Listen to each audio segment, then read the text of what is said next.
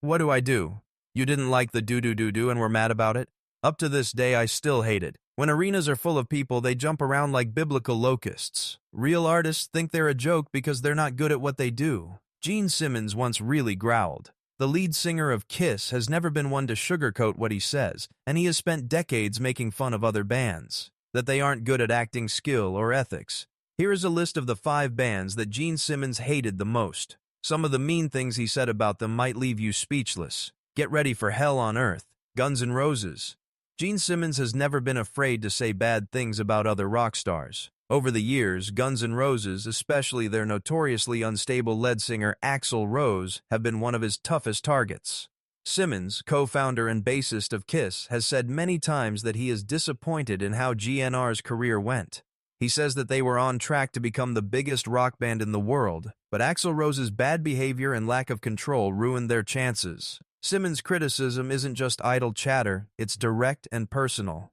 He's talked about the fall of GNR in talks over the years, sounding both angry and like a parent scolding his children. Simmons once said, "They could have been the biggest band in the world, but they threw it all away." He thought that the band's huge hits with Appetite for Destruction and Use Your Illusion in the late 1980s and early 1990s should have been just the start of a decades-long rule at the top. Instead, their progress fell apart because of problems within the group, drug use, and most of all, Axl's lack of predictability. Simmons sees Axl Rose as a warning sign of what can happen when ego and self-indulgence get in the way of teamwork and skill. He has said bad things about Rose Fa, or being hours late to shows or not showing up at all, which makes a lot of fans mad and disappointed.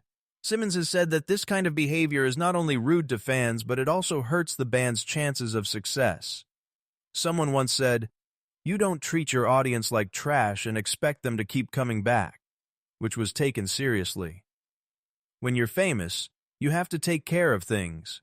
Simmons' joke that a good beating would have helped may have been the most controversial thing he ever said.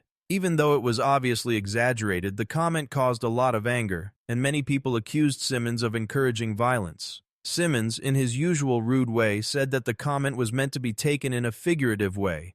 He said that someone like Axl needed tougher guidance early on, someone who would smack him in the head before the band became too famous to manage. Someone had to tell him, "You're not the only guy in the band," and that was discipline. You can't hold everyone hostage because you're mad right now. Simmons' main point is based on an old-school rock and roll spirit.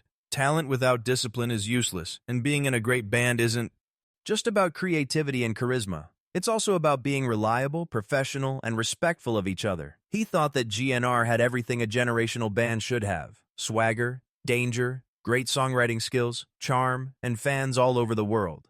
Their music, on the other hand, was wild and electric in the best way. However, the band members' characters, especially Axl's, turned into walking time bombs. It's funny that Simmons would say those things, of course. Kiss has had its share of problems, ego fights, and band member changes. Kiss was always run as a business, not a rock band though, thanks to Simmons and Paul Stanley's power over the brand. Simmons says that Kiss has been successful and current for 50 years because of this way of thinking. GNR's chaos, on the other hand, ate them up whole. Simmons still says the same things about them decades after they were at the top of their game. In later talks, he praised Slash's skill and toughness, but he often said bad things about the guitarist without comparing him to Axl. Slash really plays music. He takes it in every day. He does the work and shows up. Smith said, "That's why he's still out there, respected and working." Axl? He wasn't seen for years, so GNR became a one-man show. The project is not a band, it's just for fun. Guns N' Roses finally got back together in 2016 for the Not in This Lifetime tour, where Axl, Slash, and Duff McKagan played together again. However, Simmons is still not sure about the band's long-term security. He agreed that the tour made a lot of money, but he wondered if that meant the band had really healed, or if they were just covering up old hurts. He said, "Good for them, but let's not act like they didn't miss the best chance rock music had seen in decades. They had what it took to become the next Rolling Stones, but they let it burn." Santana Cartas. Los Santana's band, Gene Simmons has made a living not only playing rock music but also putting on loud, showy, and unashamed performances of it. He thinks that a rock show is more than just recorded songs played live. There is a show, an event, or a place where huge energy meets sonic noise. As a result, Simmons' dislike of Carlos Santana's live shows wasn't just based on his artistic tastes. He was more critical of what he thinks current rock has lost: the showmanship.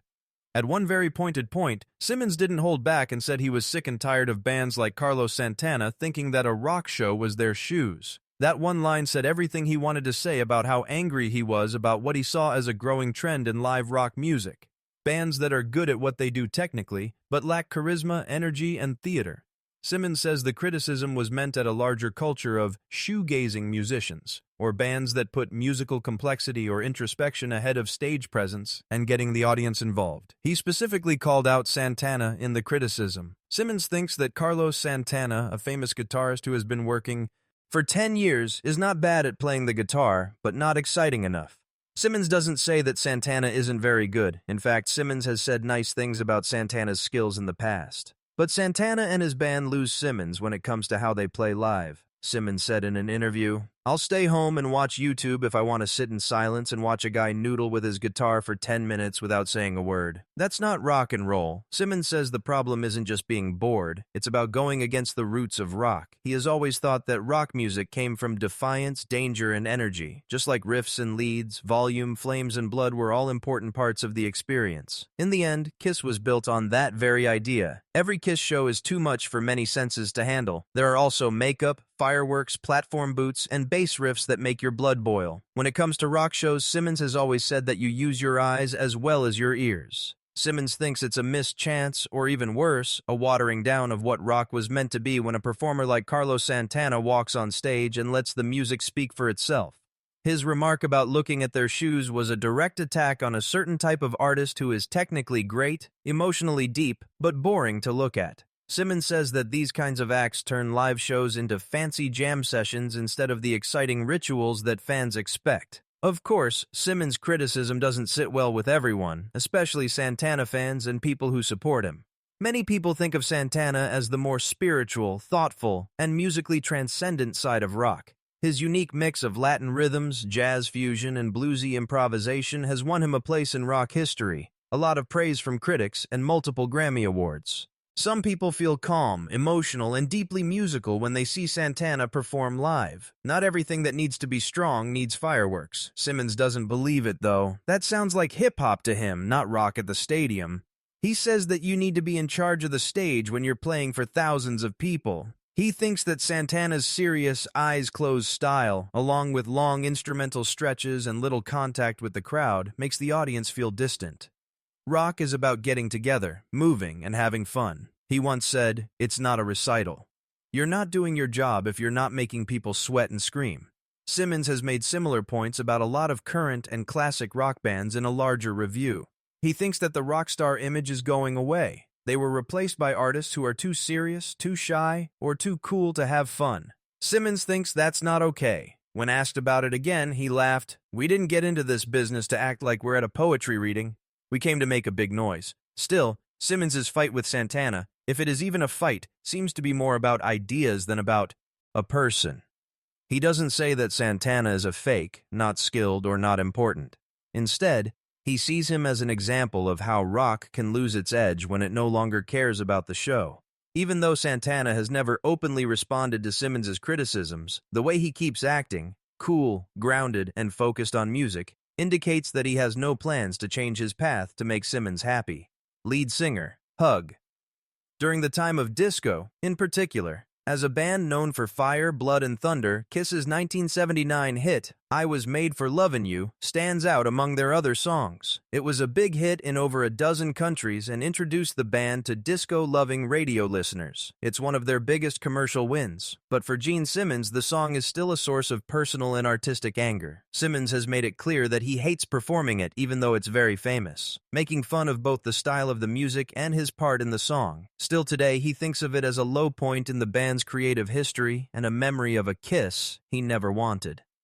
Simmons has said in many interviews, "I hate playing that song." He's not happy about just the change in genre either. He has to sing that part. In the chorus of the song, there are do-do-do backing voices in a falsetto style. A big change from Simmons' usual evil growl and fire-breathing bass sounds. It's not just silly to him, it's also embarrassing. "It sounds like my grandma," Simmons laughed, making fun of the high-pitched, almost dance-pop voice he has to use. Just seeing the powerful Gene Simmons singing soft disco duets is enough to turn people into longtime fans. Simmons himself makes a face. Simmons doesn't like just a few words, though. It's a psychological rejection of what Kiss briefly became in the late 1970s, a band that tried to fit in with popular trends at the expense of their own style. Back when Kiss first came out, they were the epitome of over-the-top theatrical hard rock. They had painted faces, fireworks, and a sound that mixed heavy riffs with glam style. They made their own loud and different place in the rock scene, but by 1979, disco had taken over the radio, and record bosses were trying hard to change with the times. In response to the success of disco, Paul Stanley and producer Vinnie Ponzia wrote "I Was Made for Lovin' You." They did this on purpose to try to bring Kiss even further into the mainstream of pop music. Simmons was against the idea right away. When it came to disco, he thought Kiss should stay away from it because it was so different from what the band stood for. Simmons thought the project was a betrayal, while Stanley saw it as a way to reach more people. Simmons said later, "We were meant to be the anti-disco. Now we're trying to sound like Donna Summer. We used to be the guys with the blood, fire, and music." To Simmons, things got worse when the song did well. It sold a lot of copies, especially in Europe, and is still one of the band's most famous songs. That means they have to play it live ever.